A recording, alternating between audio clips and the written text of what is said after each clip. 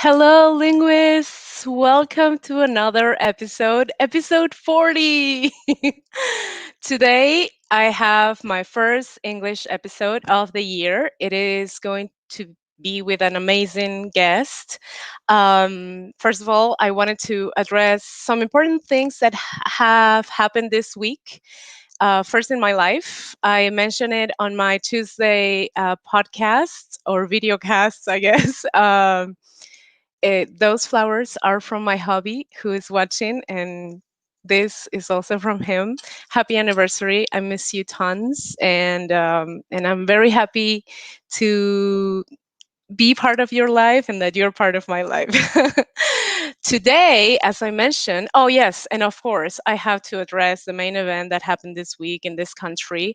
It was Inauguration Day, and I'm so happy that everything went smoothly. And I hope that we can find balance because that's what it's needed. Balance. That's my little bit there that I can contribute with. That's the only thing I think I can say about that. Okay, so today we have a very special guest, and I'm going to invite him, Mr. Rafael Trevino. Welcome, Rafael. Hello, How are you doing? doing well. How are you? I am doing well. I am super psyched about today. Maria Fernanda is watching us. Hi, Maria Fernanda. Thank you for watching us, and thank you.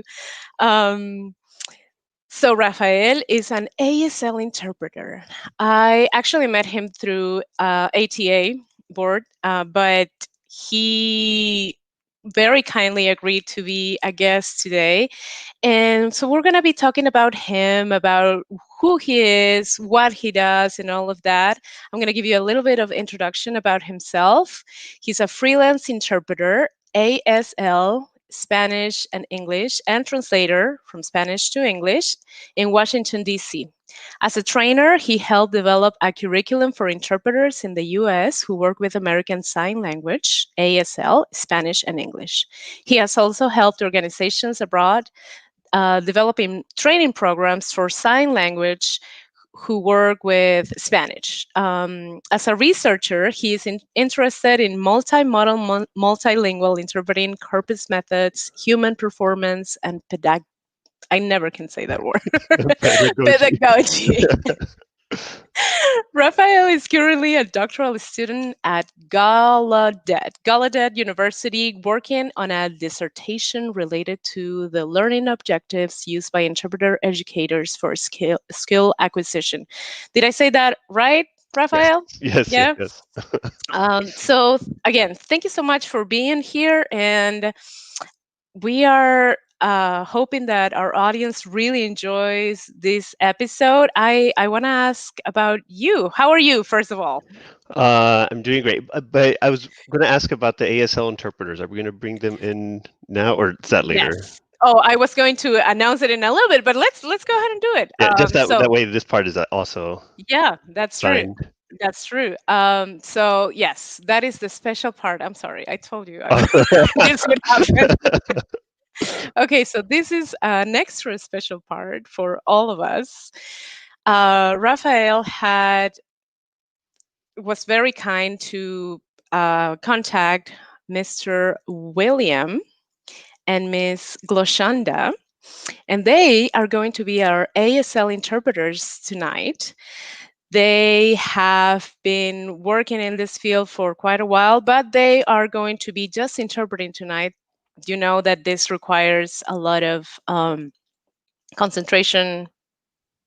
You know how it is in an interpreter's word. So just they are going to be taking turns, as every interpreter should, working in turns.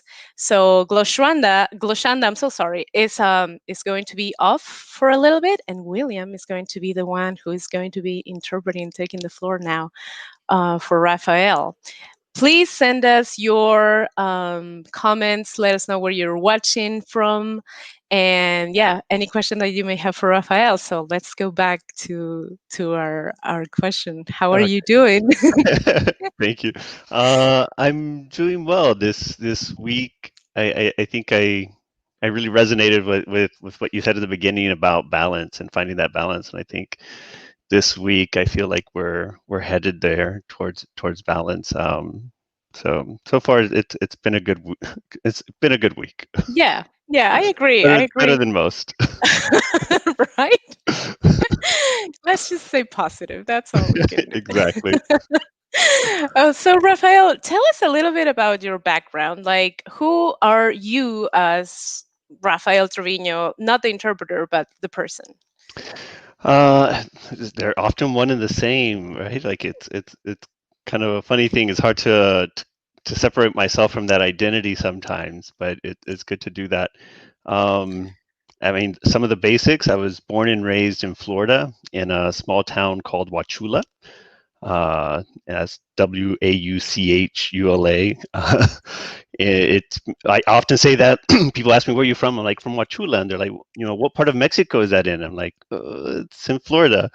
So I was born and raised there in a bakery. My family owned a Mexican bakery. So that's, I think when I look back on my childhood, I think of the bakery. I don't think of the house or anything like that. It's like every day after school was at the bakery. On the weekends, it was at the bakery. Everything is a bakery. That's a beautiful memory. Yeah. Well, not Yeah. always. They made me work a lot, but at the time I was complaining. But now I look back and I'm very grateful that I had that work ethic. Did you have to wake up like at 3 a.m. or 4 a.m. to make to help with making the bread and all Look, it wasn't that bad. I thought it was terrible. I had to wake up at 6 a.m. But that? I know that other bread makers wake up at like 3 a.m. and like that. So luckily we didn't have to get up that early. Good. That's good.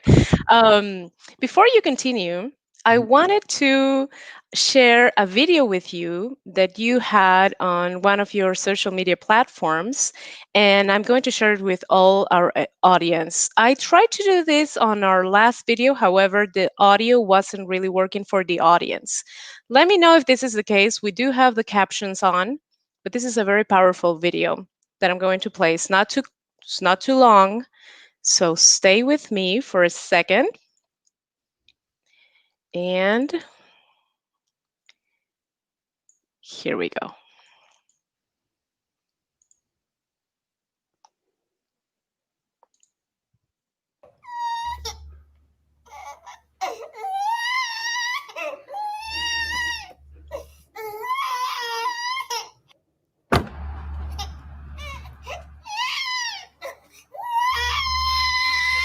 Doctor on that too. That's Tandoro. Excuse me, sir. I'm so sorry. Attendí bien done. She's been crying nonstop. She has a temperature of 105. I don't know what to do. Marabidic. And Viperolis No, Lasant. please, just every time I feed her, she throws up. I don't know. Viperolis I don't understand what Lasant. you're saying. What are you saying? Can you just look at her? No, she's burning up. Just feel. Viperolis La Anglan. What? Thomas my Brandon She's burning up. Feel her head. Tranquilly, Canonche. The Monday is Astan. What is he doing? Do you have? My baby, she's got a temperature of 105. Every time I feed her, she throws up. Please, can you? Tienes que levar temporasco. She's burning up. Feel her head. Marabidic. Please, just feel her head. Feel her head. Just someone let me understand. No, does anyone understand what I'm saying? Please, someone help me. 8% of U.S. citizens speak limited English.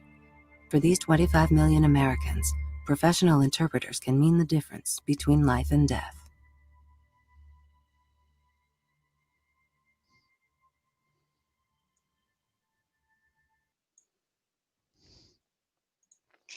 Yes, that was a very powerful video. I remember when I first watched it. It was a while ago. I hadn't seen it in a while, but I posted it a while ago. It was quite powerful. It is super powerful. Have you ever watched this video, guys, who are watching us? So my next question for you is, how come did you decide to become an ASL interpreter? Oh, well, I didn't at the at the start. So at the Mexican bakery where I grew up, I remember we used to have these little books called vaqueros. They're like comics, and I remember following the pictures, but I couldn't understand what the people were saying because they had like little words and the little word bubbles. But then I remember being able to use the learning skills that I'd learned from English to figure out what they were saying in Spanish. And I'm like, oh my gosh, I can read Spanish. So my parents saw like this kind of aptitude or interest for languages that I was having. And they just mentioned, they've only mentioned this once. They didn't give me any more information, but they're saying, oh yeah, your dad has a cousin who wanted to be an interpreter, and they went to go study languages, and they were going to go study at the UN. And I don't know, maybe like 10 years old. I'm like, what's an interpreter? And ever since then, I was really, really interested. So I found whatever. Back then, there was no internet. Of course, this is the 80s, early 90s. But whenever I could, like, I started to find some more information about interpreting and translation, and I realized like this is what I want to do. And so I was grateful to be introduced to it. In high school, though, I took an ASL class.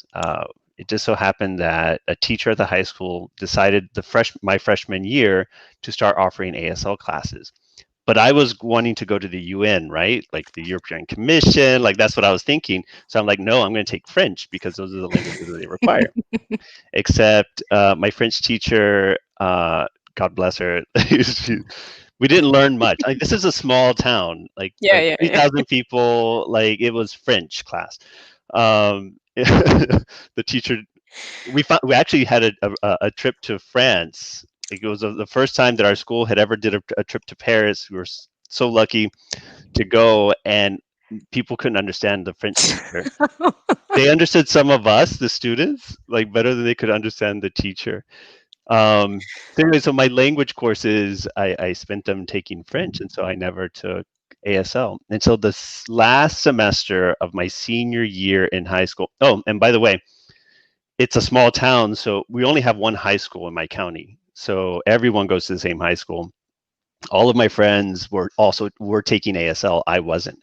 So I would just ask them, like, how do you sign this and how do you sign that?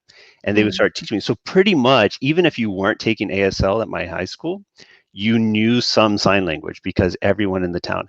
Actually, years later, like if you could walk into any restaurant and any store in my town in Wauchula, and people would be able to sign with you. So there would be deaf people from the next county over, because we don't have a lot of deaf people in my county. They would come down and they would do dinners and get together there because they knew they could communicate with the servers. Wow. Our Chamber of Commerce was even considering of creating these decals that businesses could put on their businesses saying, we're deaf friendly, or ASL users here, or ASL assistance is used here. So That's amazing. it was pretty cool. It was, I mean, we don't have much, but we have a few interesting things. Interesting things can happen in small towns like that, just because everyone knows each other, and so things like that can multiply very quickly. I love that story. I feel like it's like, I don't know, it's almost utopic, like it sounds very, very inclusive. I mean, I have never heard of a place like that. It is. I mean, my teacher later retired, the one who was teaching these classes, and she was, some of it has to do with the people, right? Because some people just give this energy, this love, to say it like that, this kind of, they just emanate this. And I think that was what so my teacher was kind of a magnet. Like she kind of exuded this kind of awareness and this interest in learning ASL, and working with the deaf community there, or even if although we were very small, it did that. So after she retired, that it kind of faded away a little bit. So the programs, they still teach ASL at the high school, but it's not as a robust and a phenomenon like it used to be. But so my teacher, she's the one who said, well, go study to become an interpreter first, sign language interpreter, and then you can continue with your studies to become a conference interpreter, like you wanted. And so she's the one who kind of nudged me in that direction.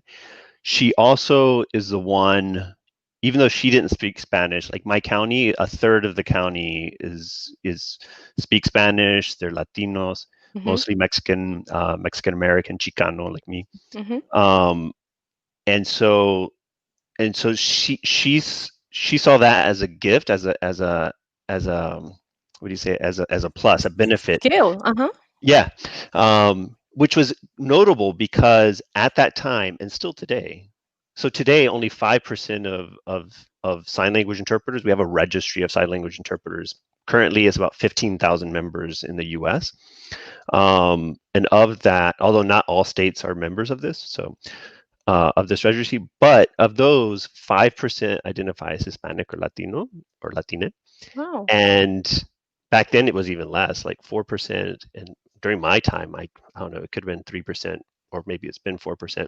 So I think for someone to be able to see that and recognize it and encourage me, I think I think I'm very fortunate to have had that, because she's the one who gave me the idea. You need to do both of these. You need to do Spanish and English interpreting, and you need to do ASL interpreting as well. Like, don't just do one or the other. Combine these because it's a huge need. So thanks to her, like I went in, I joined an interpreting sign language interpreting program in Tampa, Florida, and with that in mind of like wanting to develop my Spanish English skills. And I'm a heritage speaker of Spanish, so there was work to be done, uh, and at the same time also work on acquiring ASL. I love that. And with everything that you have shared right now about yourself as a person, and then kind of why you started or how you started in this world, we're going to be talking about the world of ASL interpreting programs and education to become an ASL interpreter. So, for those of you who are asking about that, please just hold on just a little bit, because we'll be talking about that. The similarities and differences between spoken languages and ASL interpreters, um, and challenges that ASL interpreters are facing these days, and schools and organizations for ASL interpreters. We are going to be talking about all of that. I just want to make sure that our interpreters are doing good right now. Yeah, we're doing good. Perfect.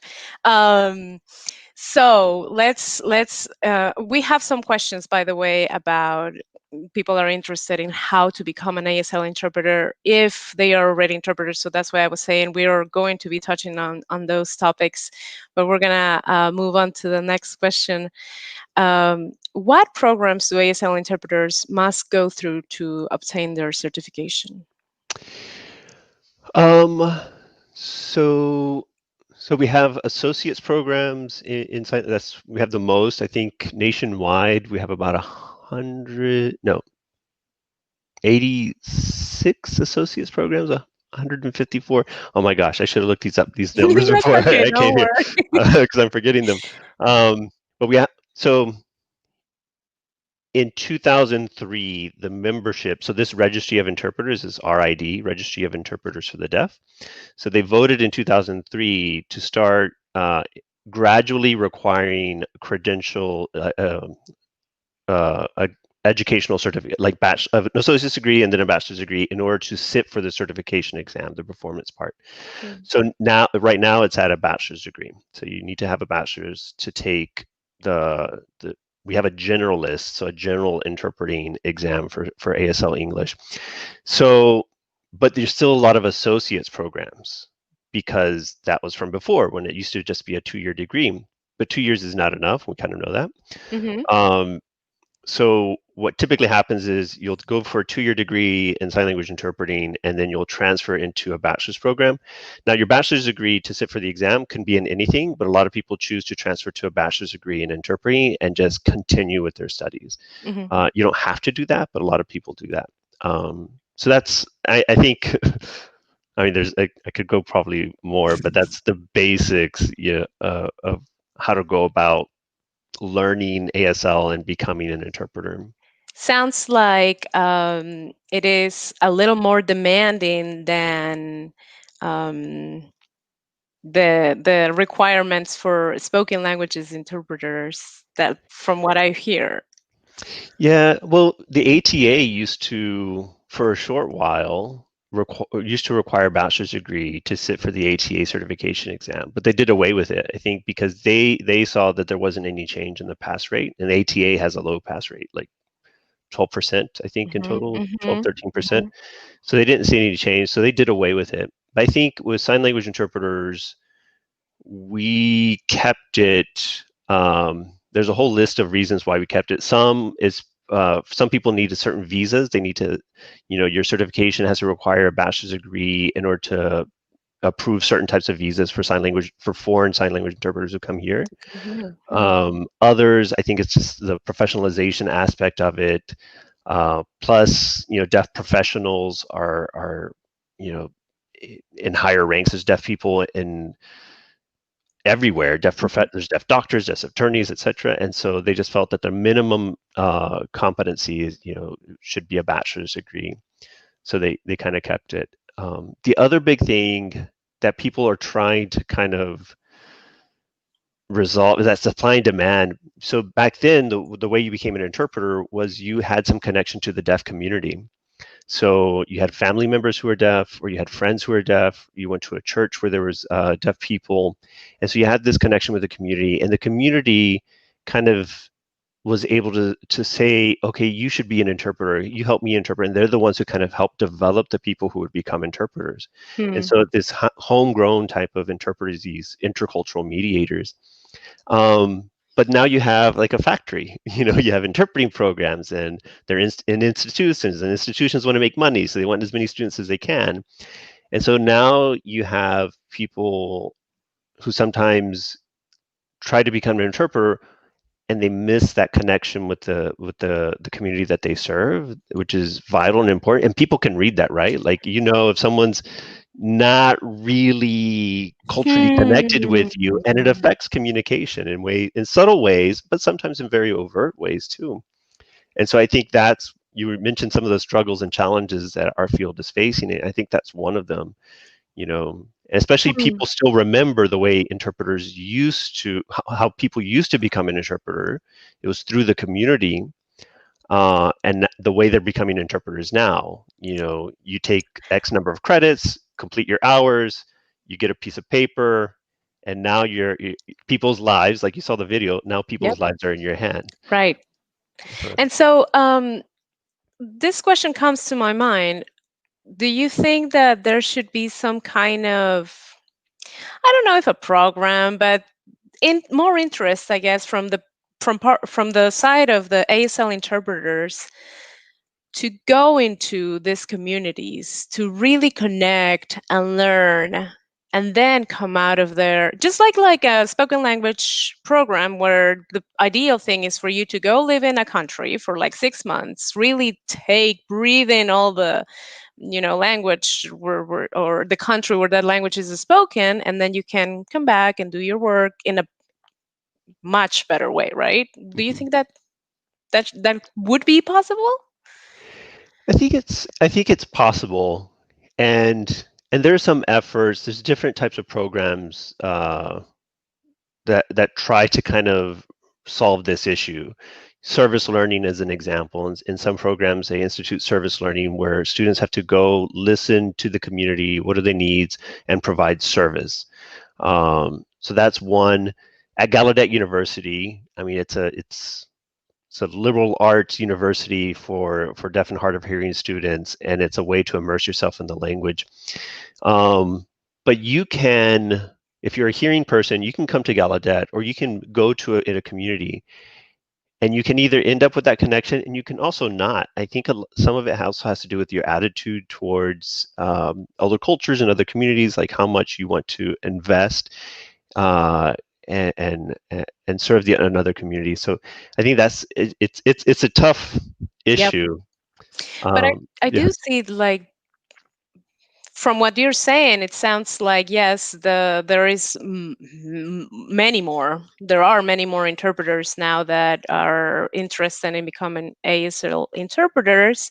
There is that little organic touch that is missing, sounds like, Yeah. but But it's a good thing, right? Because like it's also making it more inclusive, I guess. It's given. Do you think it's given the people, the deaf or hard of hearing people, more access to services? Yeah, so I'm biased. Like I Right, want to say right. yes, but in reality, it's a question for the deaf community, right? And Mhm.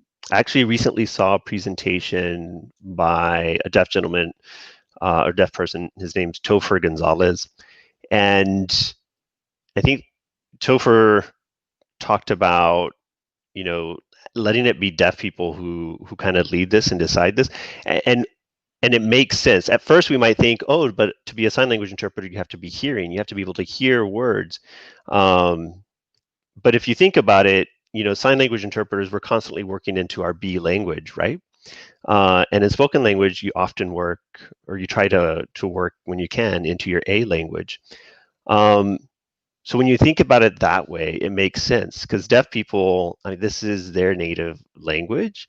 And so if you want to create programs, if you're trying to solve this issue of like, how do you create cultural competency, then we can foster, there are deaf interpreters and there are deaf translators. There aren't that many, but there are. And so maybe it's time to let deaf interpreters kind of start dictating where the field goes. Like, what are the competencies that they want from interpreters who are hearing, and what are the types of services, and how does it that we work together, Right. Yeah, I like Yeah. that. I like that a lot because it's a different approach and it takes the advice from someone who actually needs it, right? And it's a completely different perspective. Yeah. It's logical. Yeah, That's what I'm trying to it's say. their language. I think Right. they should be able to kind of dictate, how interpreters are trained and how interpreters uh, are developed. I mean, here So we are what looking for the answer, and like they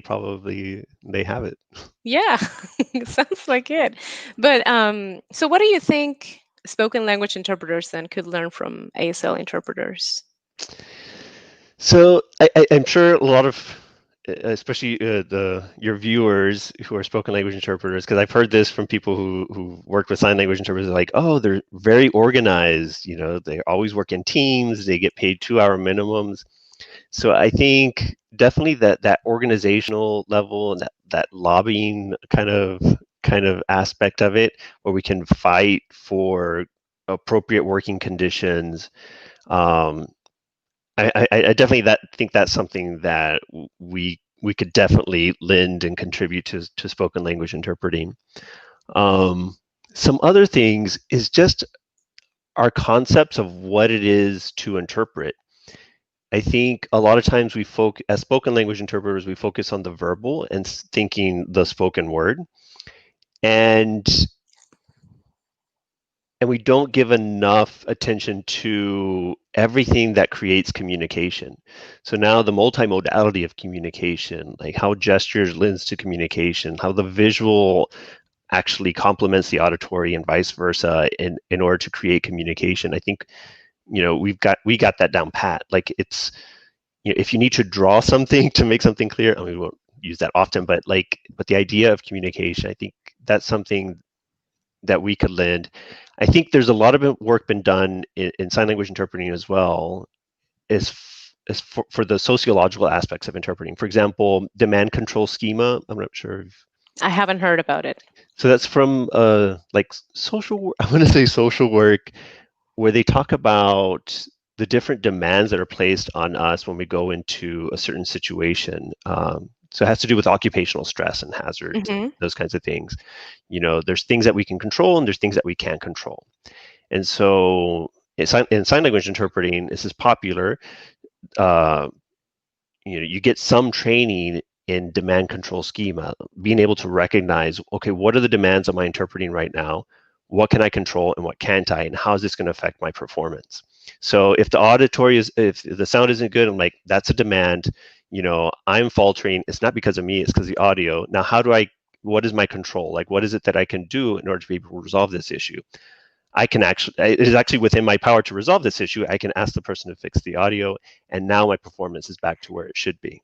But you actually get training in that. That is Mm. genius. I mean, I don't know if I should only say genius, but I mean, it's what it's supposed to happen. And I know that many interpreters, and it might be already happening. I'm probably not aware of it, but I know a lot of interpreters are asking for that kind of what would you call it? I'm missing the words, but Like the training or skills or interpersonal. advocacy, I Oh, guess, for yeah, our, advocacy is you good. know, That's a yeah, good word. for our career, There's for our performance. Go ahead. yeah, no, there's some other pieces too. Now I'm starting to think of many more. Right. Like there's actually a book by a sign language interpreting researcher called The Myth of Neutrality. These ideas as well about that we can be completely, that we can put two cultures or two people on equal footing, like, or that we can be invisible, right? That the interpreter is invisible and that it doesn't exist. Like your mere presence, think of like a medical appointment or something. Your mere presence has already affected the dynamics of the situation. So you're not invisible. So you have to understand the power dynamics within those situations and what the interpreter does to those power dynamics, and how is it that you can put people on a more equal footing.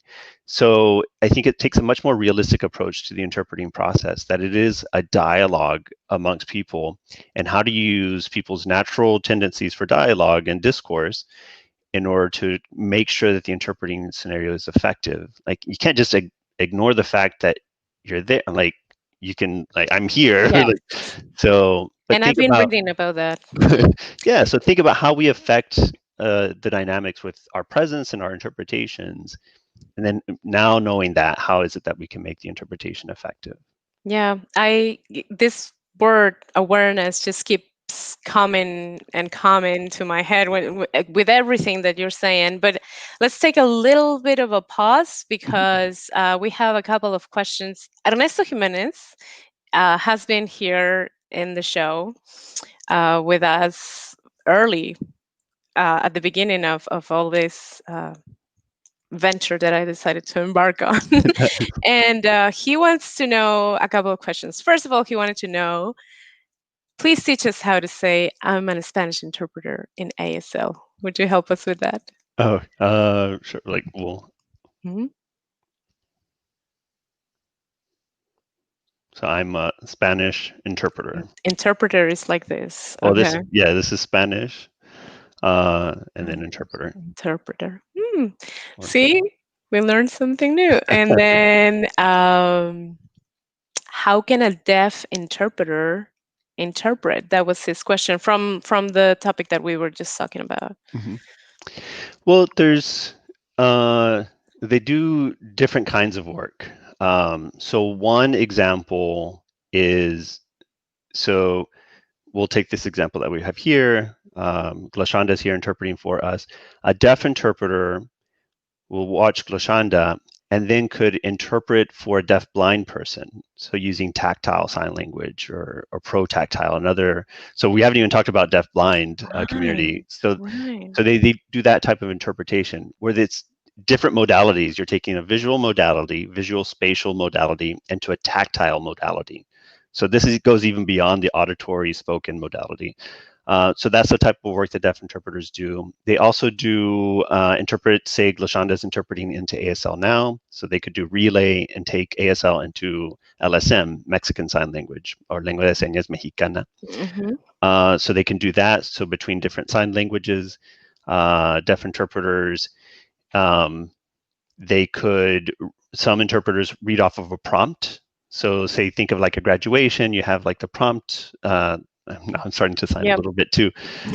So there are deaf interpreters who can read the transcript, and while they're reading the transcript, they provide an interpretation into ASL. So that's another one. They're in other form, sometimes like because we're not native users of ASL, and I'm saying we, like our interpreters here, myself, like we're hearing, I grew up with English and Spanish. So a native use of ASL would come from a deaf person. So in some instances, a deaf person will watch a non-native interpretation into ASL, and then from that produce a more native-like interpretation into ASL. Hmm.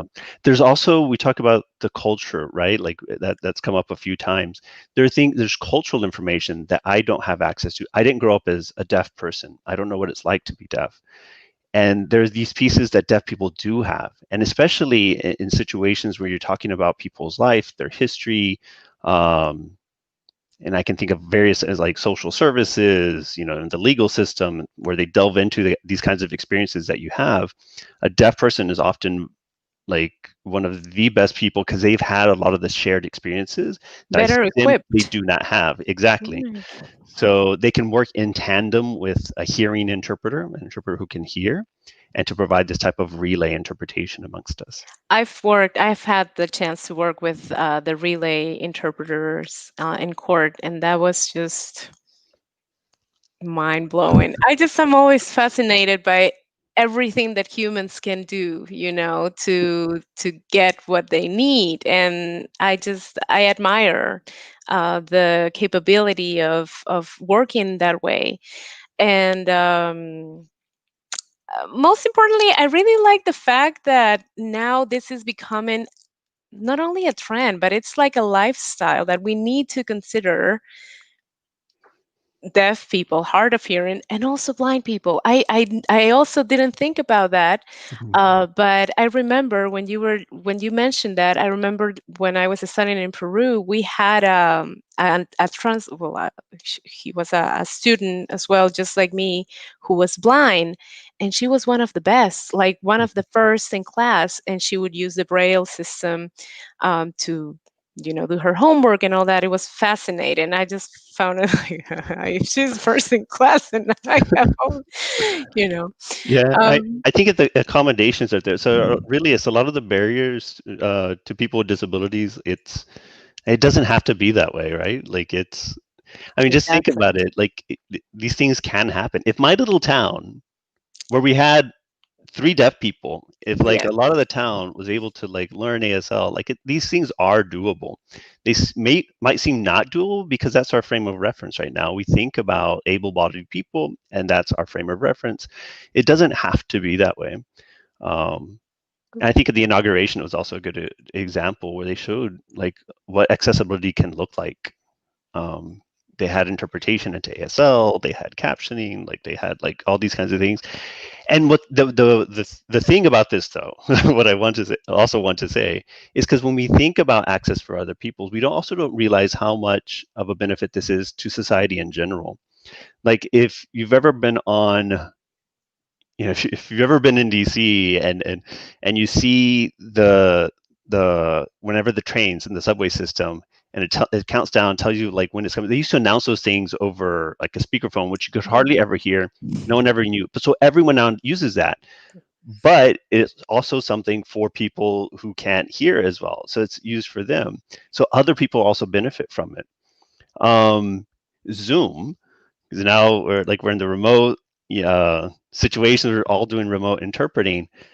Like some of the features that Zoom has now been built out was partly from the deaf community asking them to like be able to pin Cap- two people, not just one, because they need to see the sign language person. Captioning wasn't there before. They asked for it. And I know whenever I'm also doing other types of interpreting that I look at the captions, like the transcripts sometimes, even though I can hear, right. because sometimes it helps and supports my work as an interpreter as well. Mhm. So um, I think if we start thinking about how accommodations and accessibility actually help society in general, Yeah. I think we can get to a much better place. And you know what? Other thing that I was thinking is mm, the what we're teaching our children. Because when my kids see something on TV and they see a sign language interpreter, they ask me, "What is that?" And so this whole, as you said, whole new world opens up to them and they become aware, "Oh, wait a minute. Not everyone is able to hear? You mean not everyone can talk like you and yeah, exactly." Mhm. And and that opens up a possibility for them because they might want to become ASL interpreters one day. So it's not only work for us, and being aware as adults of all these differences that exist, it is also changing the way things are going to be in the future. And yes, I hope that that continues and improves even more. um, so with that with that said, what challenges now are facing ASL interpreters? I think I mentioned a couple, like Yeah. they're trying to that quality and quantity issue, which we also face it in spoken language interpreting, I think, as well Yeah. sometimes. Another is racism as well. Like it's been in the field, I think, which I think wouldn't have thinking like if we had let deaf people kind of dictate and guide this like from the onset. So in addition to racism, there's also autism. It's like thinking like deaf people, not discrimination about like against deaf people or people hearing. Like you kind of have this idea that if you can hear, it's kind of better than if you can't, and those kinds of Right. things, which has kept deaf people from, I would say, to say use the word oppressed for a long time. Yeah. You know, Yeah. we now have, I don't know, like the one of the receptionists for Obama, she was deaf. We have like several deaf attorneys, Claudia Gordon, who also was worked in the Obama administration, um, deaf doctors. Like, so this was after the 1990s Americans with Disabilities Act, which required accommodations, and people were like freaking out, like, okay, let's try to start making sure that there's accommodations. Universities were trying to refuse to provide interpreters so that deaf students could study and have, through ASL. Finally, they gave in, and like, so there's a lot of barriers that had been broken. And so you see all these, the deaf people are just the same as hearing people. You provide the accommodation, it's there, and like, poof, you can see people soar. And like it's a little sad, it's frustrating to me that it could have been this way all along. Right. Think of how many people like weren't able to be in these positions, because of these isms. For example, right now I think, yeah, to say it quite bluntly, like I mentioned before, only 5% who identify as Latino or Hispano, 5% who identify as Black or African American, 2% Asian American, and like 1% others. Like it's like less than 15% of the field is non-white. Hmm. Um, so that's an issue, right? Like, Right. but you also think, and one of my colleagues, Tiffany Hill, and also my colleague at Gallaudet, Pam Collins, and Falami Ford, they've also pointed out, well, look at where all the sign language interpreting programs are at, and they're in universities and colleges with majority white student population. So you look at these systemic things. So if people thought that systemic racism wasn't in interpreting and translation, like It's we everywhere. beg to differ. Yeah. And so, but that's something also I think sign language interpreting and spoken language interpreting can learn from each other. Like make sure, because we also see it with indigenous languages and interpreters Yes. with indigenous languages. Like, where are they at? We know that they're here. And that has a serious ramifications. Like a language indigenous to this country, like on this land, this other language that used to be spoken is no longer here. What is it that we can make sure that they are nurtured and they're thrived, because they're super interesting as well. Like It is Maya. amazing. Yeah, we had Miss Carmelina Acateco here. Uh-huh. Whoa. I mean, that conversation could have gone on and on and on for hours because it was fascinating. Just like this one. Guys, are you enjoying this as much as I am? Because I'm like, I Uh, could continue for like 3 hours. I saw a YouTube video describing the linguistics of Maya, and like the way time is expressed in Maya, because there's no tense. Um, and I'm like, this is like ASL, because it's highly contextual, because we don't have tense in ASL either. Huh. So time in ASL, it depends on certain time markers that are set up in certain places, and time is relative to those times of markers that you set up in space. I'm like, so suppose like Maya wasn't here, like we wouldn't be able to draw like more evidence that sign languages and spoken languages have a lot more in common than we think. And so I'm obviously a proponent of linguistic diversity and Of making sure course. languages thrive. No, I think and we're it all a makes little biased here in that respect. yes, and it makes sense because we need to open up. That's our I think that's our purpose as interpreters. That is our main purpose, to make other people aware of the importance of diversity and acceptance, whether with spoken languages, with ASL, Braille, um, writing, or I don't know how you say it, is scripture or writing. Writing, I think right? it's writing, right? Yeah. Yeah, Or scripture is something typing, like different. Yeah. Um, so yeah, I think that really is something that everyone should be a part. Every interpreter and every translator should be a part of, to talk about these things. Um, Something that is happening now with our topic of the year, this year as well, last year, is obviously because of the isolation and pandemic and all of that, technology has like exploded. What kind of role did this have in the ASL interpreter community? You mentioned a little bit about Mhm. Zoom and how it wasn't really, it didn't give you the accommodations that were needed. But is there any other thing that you think could be done, or maybe it's actually advantageous for you? I don't know. Um, yeah, it's definitely changed the way we work. I kind of prefer it now. Our setup has to be a little bit more complicated than sometimes than my spoken language interpreting colleagues. We have to make sure the lighting is good. We have to make sure it's solid colors. We're wearing solid colors. They're contrasting. Nothing's in the background. Hmm. You see our interpreters working today, and I'm kind of set up for it. I splurged today and wore a green shirt, but it still contrasts with my skin tone, so it's fine. Hmm. Um, so those kind of investments we have to make. We struggle with some of the same issues of working with your team. So you have to have another platform kind of open while you're working. Zoom is still my preferred platform because it doesn't shrink the video, like all those kinds of things.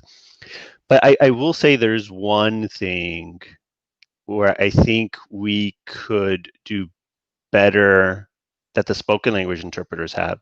I don't know if you follow like like I saw a tech forward kind of um, Yes. with Claudio Fantinuoli, like I don't Hmm. Fantinuoli, I think is his last name, so about Interpret Bank and Yeah. how with Interpret Bank, like he says that say I'm interpreting, someone's interpreting for us right now, and they prepared their glossary. So whenever I say certain terms that they have in their glossary, it'll come up with the translation that they have in their glossary that they prepared beforehand to help ease those kinds of things. Well, it so happens that actually I posed a question during that session. Is like, what about images or GIFs or those kinds of things? So when a word comes up, a word is spoken, the machine recognizes it to be able to show the interpreter a sign for it. And we need it a lot because we oftentimes, like the sign language that we use can get very specific down to the very person. Like you need to know the signs for this person and the signs that they use and that they prefer. Even sign names, I think, my sign name is this. So you won't know that. It's not in a dictionary anywhere. It's only for this person. So, but Claudio said that they have it, like it's available. They just haven't activated because there hasn't been enough demand, like people haven't asked for it. So I think that's something that sign language interpreters can learn from the spoken language, especially with this work that's going towards machine translation, or I guess we should call it computer assisted interpreting. I don't know. That's yeah, Yeah. artificial intelligence, which is a big topic now in the interpreting community.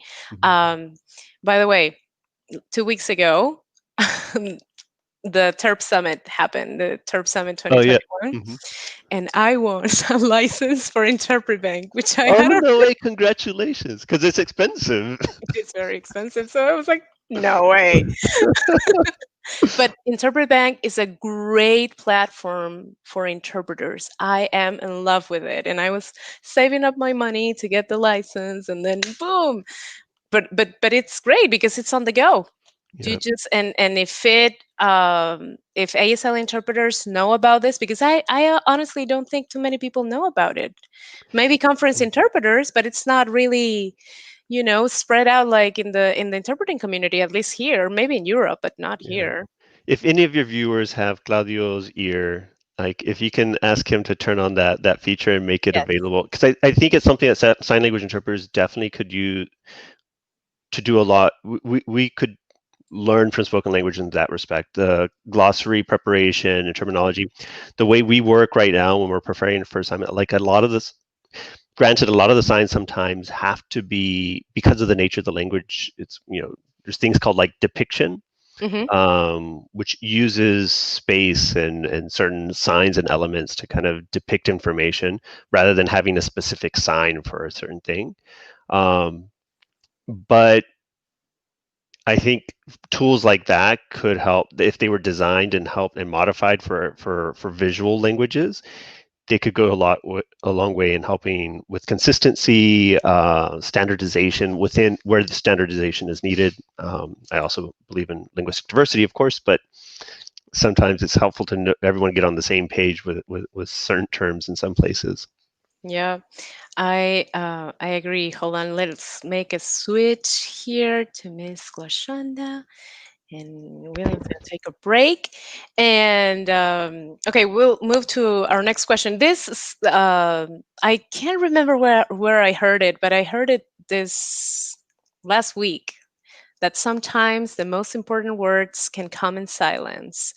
And you kind of talked about this as well, because it's a lot about the context that we're always saying, we're always mentioning, we're always talking about. But then we talk about, you are talking about the cultural aspect, um, and how it affects something I thought was really interesting. I'm completely ignorant in the sign language topic, but the interpreters at the beginning, they ask you what's your name, and so you said what was your name, and Mhm. that it's given to you.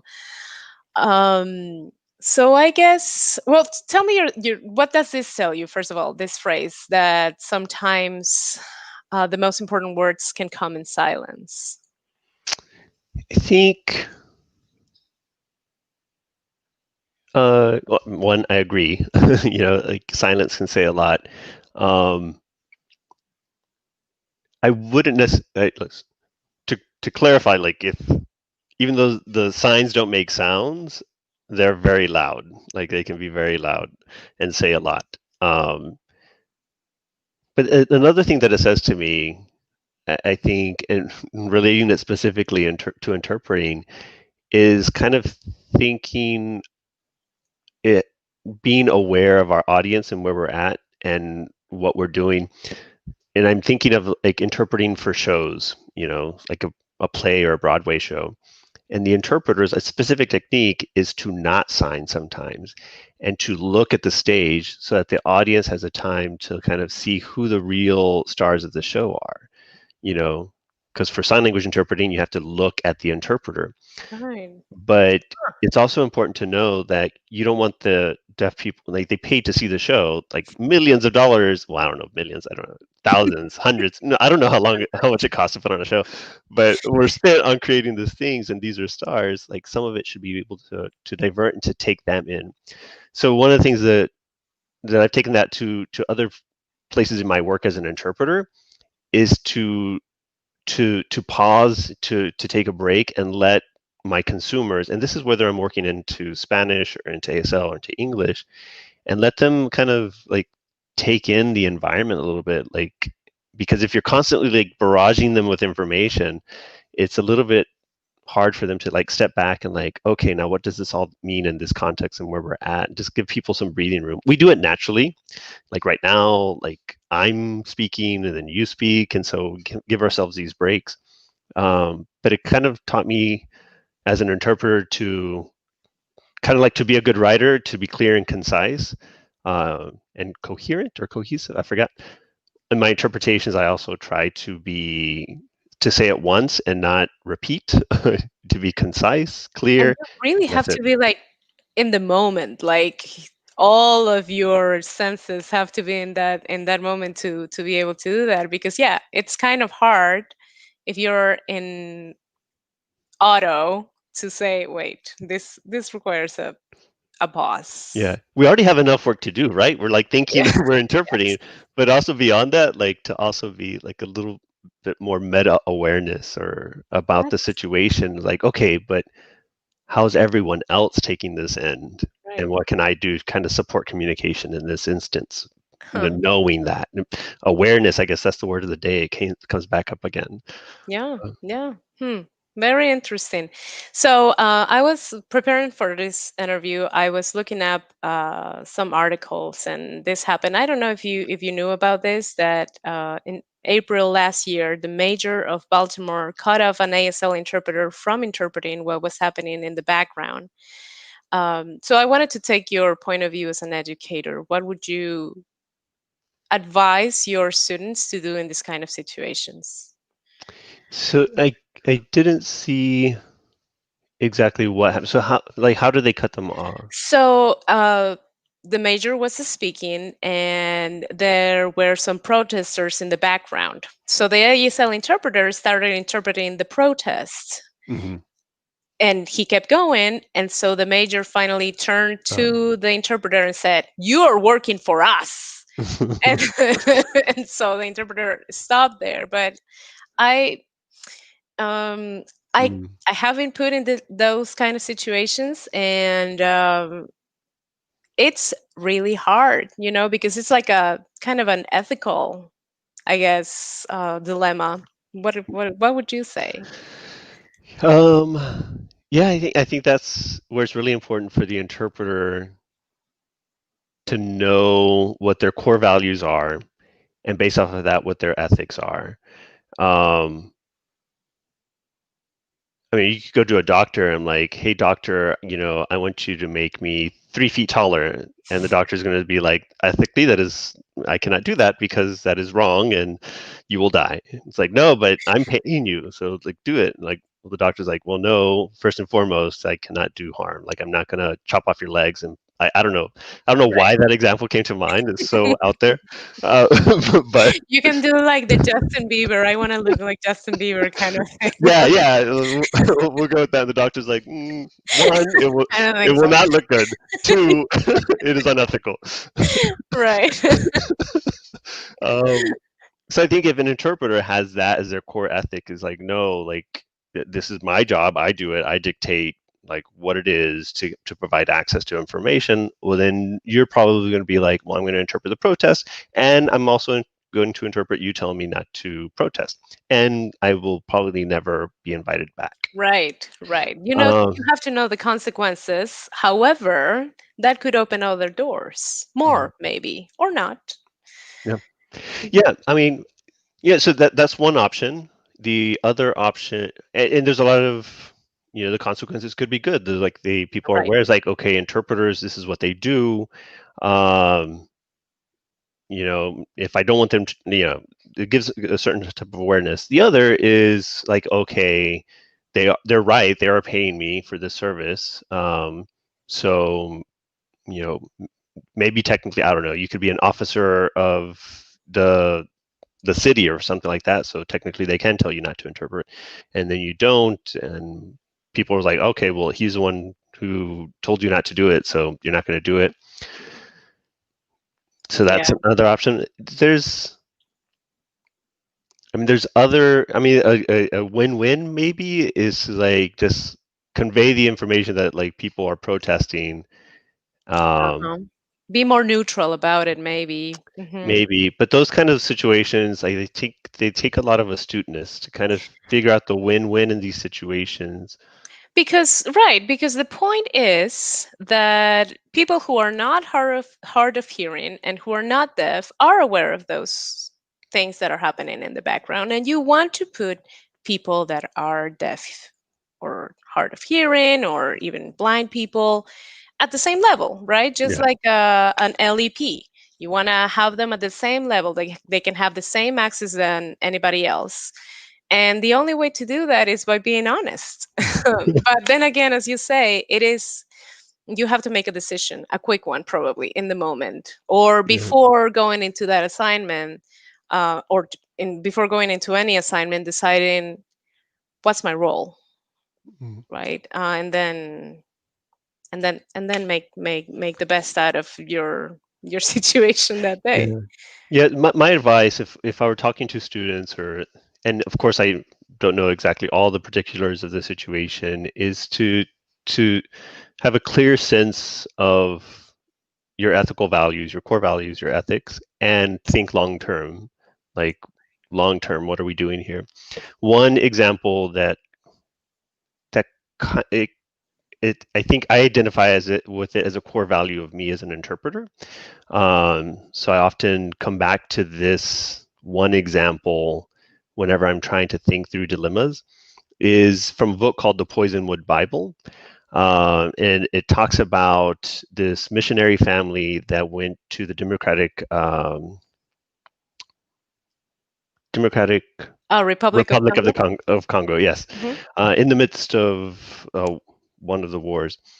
And so it was the preacher, his wife, and the daughter. The daughter became friends with someone from the village, and this person from the village, where the father was preaching, he would interpret the father's sermons from English into the language there.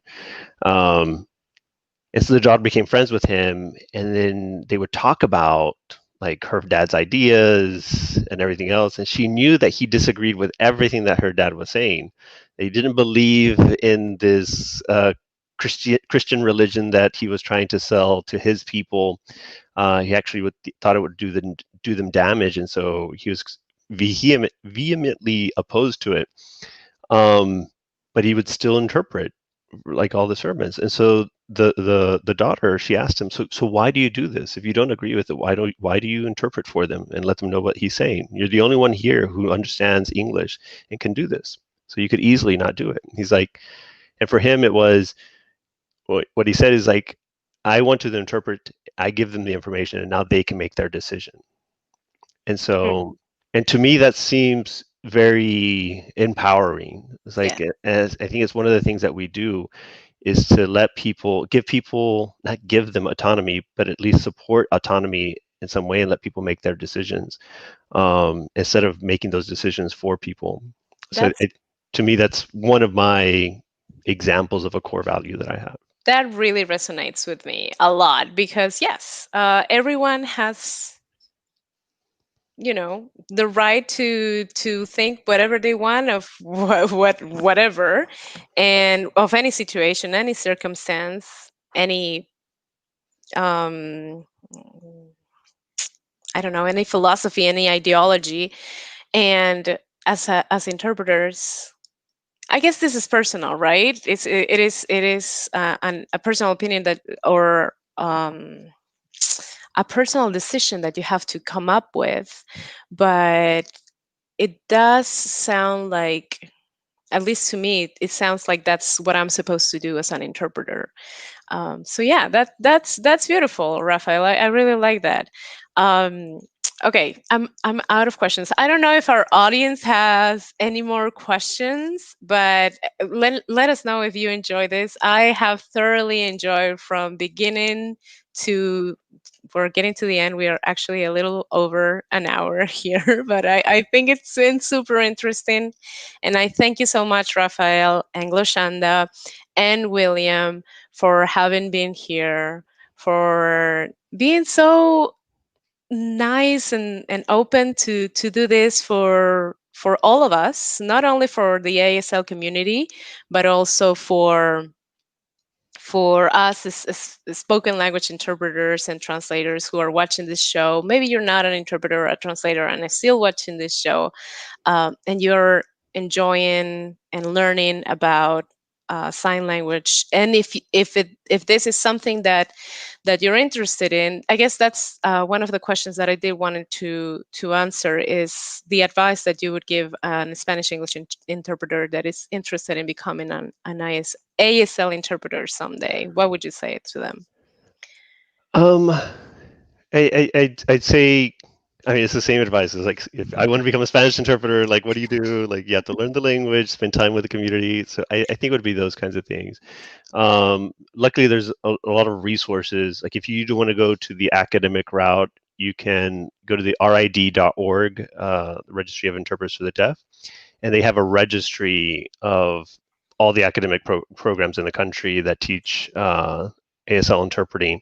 So you can definitely just type in your state there and kind of see what options are available. They also will also show you which ones have distance programs in case you're don't live close to a program. So I think that's one of the places. And the other is to definitely get to know the deaf community. And fortunately now there's much more information about it. You can just search, like, look at YouTube, and you'll start to see a lot of information come out. Do you know? Oh, yeah. Go ahead. Oh, there's a organization called Mano a Mano. So the website is Mano a Mano Inc. for incorporated.org. I think the website they just took it down to like revamp it, but that's for interpreters who work with Spanish. So sign language interpreters who work with Spanish. So feel free to connect with them to kind of get in touch. There's other interpreters, like if you're a Spanish English interpreter wanting to become an ASL interpreter as well, like there's a community for you. There's people who have gone that route. We just have to like put you in touch with the right people. And also feel free to contact me. Okay, awesome. Yeah, we're gonna go ahead and tell us how we can contact you, so so people that are interested can be aware of this. Oh, sure. My email is Rafael.Trevino, so without the ñ, at me.com. And my Twitter is arroba Rafael O Trevino. So I think those are the two best ways. I'm not on Facebook. I love it. I'm on Instagram, but nothing's on there. Like I used to post pics. Like I had like hashtag traveling interpreter. So when I would go places, I would take pictures. But obviously, I haven't gone anywhere in a while. So my Instagram is kind of dead right now. That's so funny because we were trying to share the banners for this, and I was looking it up, and I was like, I don't think he has an Instagram. Yeah, I think he does. My team was telling me I think he does have one, but and I was like, I think it's personal. It's a personal one. It doesn't look like it's been active. No, it's there. It's just nothing's really been posted. That's okay. I mean, it's fine. But this is Rafael's contact. So for any of you that would like to, is this okay? Yeah, I do just want to add one other idea, perhaps, especially for people involved in translation and interpreting organizations, and they do events as well.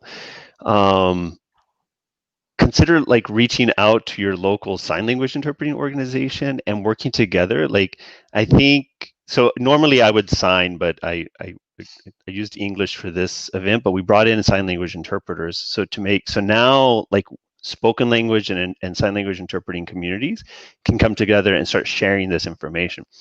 So I think interpreters are expensive. We know that.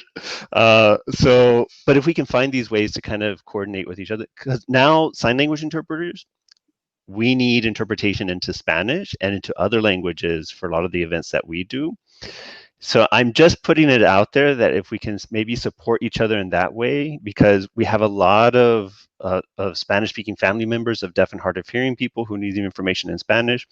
We have a lot of information related to sign language interpreting that our brothers and sisters in Latin America would love to have access to, but it needs to be available in Spanish.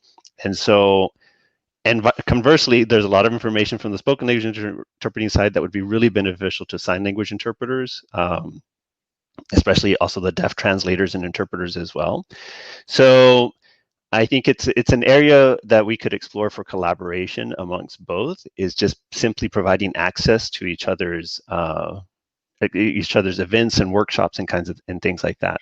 So this is what I was thinking, and this sounded a little bit crazy when I thought about it, and I said maybe I don't know, but my idea is to go to schools, um, and promote this. I don't know how possible that is, how much financing it takes. It didn't sound at one point that it may take that much because everything is being done through Zoom or electronic platforms. So Mhm. it shouldn't be too hard if you really want to do it. Like they say, if there's a will, there's a way. Yeah. And I am convinced that many of our colleagues that are watching here would be interested in helping and coming up with ideas. So let's just have like a brainstorm of ideas on how we can collaborate. Because I have seen, we were working together in this tiny little project, and the way that, yes, ASL interpreters are organized is like, okay, we need to get there, and we're like here. So yes, I agree. Mhm. There Yep. is a lot of collaboration that needs to be done, not only here in the States, but also for immigrants. And there is still a lot of work to be done. So this is just hopefully the beginning of something. Yeah. Who Yeah. knows? I hope so. Hopefully, someone out there who's viewing can enough people get inspired and to kind of do this cross collaboration. That would be awesome. That would be Mhm. amazing. Well, thank you so much, Thank Rafael, you. William, Lushanda. You guys are amazing. I really props to you for all the work that you do, for all the awareness that you put out there, and I hope that I can have you in the future again for another interview, and whatever you guys need. Let me know, and I will make it public. That would be fantastic. Thank you. I really enjoyed this. Okay, take care, everyone, and we'll see you next week with a new episode for SEA sobre el español en los Estados Unidos. Bye. Have a good weekend.